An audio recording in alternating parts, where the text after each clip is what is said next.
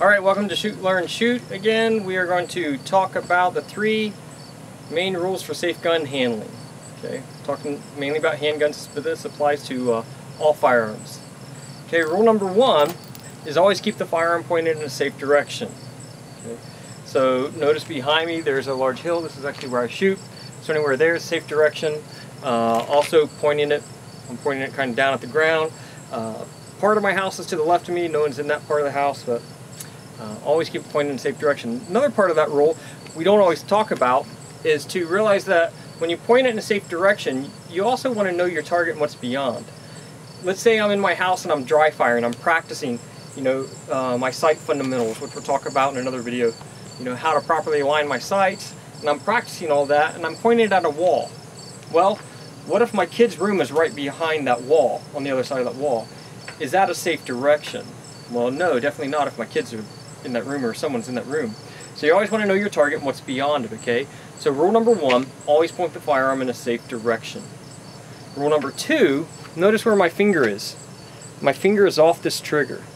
Okay, your finger should always remain off the trigger until you're ready to shoot. So number 2, safe gun handling rule, keep your finger off the trigger until you're ready to shoot.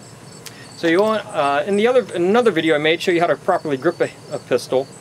I teach you about this, how to index your finger up here.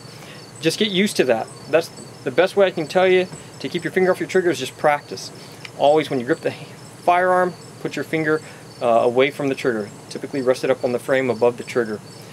Okay, just takes a lot of practice, discipline to not grab the gun and put your finger right in the trigger. A lot of people have that habit. So just practice a lot doing this. Okay, so keep your finger off the trigger until you're ready to shoot.